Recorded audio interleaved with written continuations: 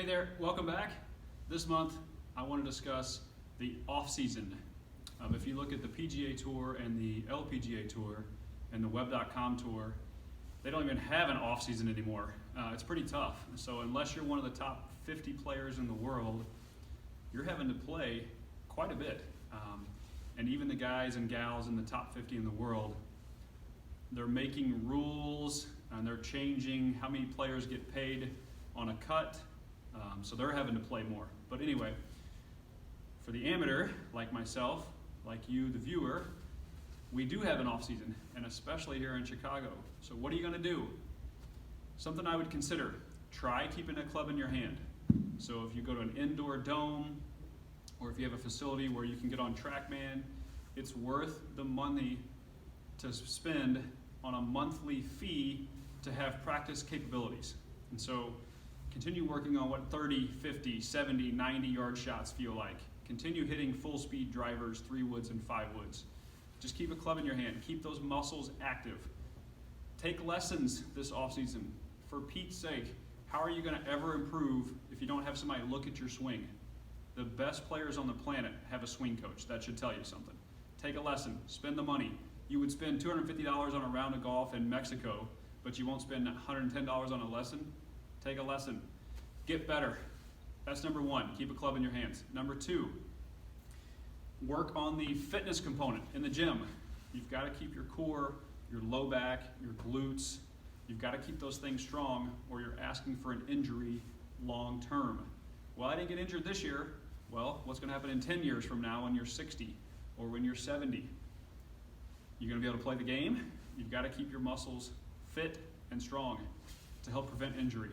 Or for those of you that already have an injury, you've got to take care of it. So get in the gym.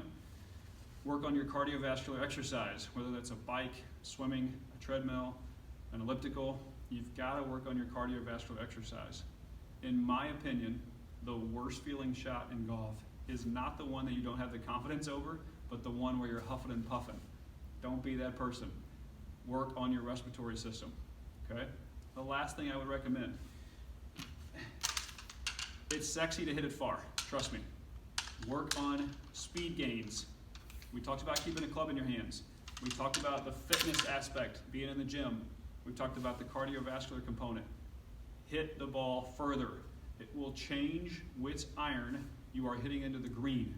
So if right now you hit the ball 240 and you've got to hit a hybrid from 190 yards into a 430 yard par 4, what could happen if you hit the ball 260 and you could hit 5 iron into that green? Well, you're going to hit the green more often or be at least around the green more often. So one of the stats that I think is most important behind driving distance is number of greens in regulation hit per round.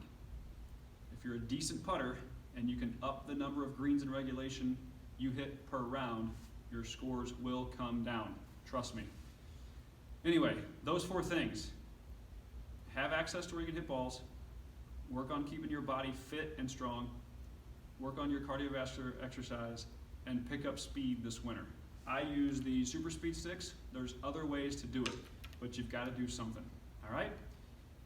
If you have free time this winter and you're looking for some help, I'm happy to help you out. Even if you have a gym at Lifetime or Equinox or some other facility, or if you have a gym in your house, we can do an evaluation on site here and then give you things to be doing when you're not with me. So all of those things are going to be great for your off season.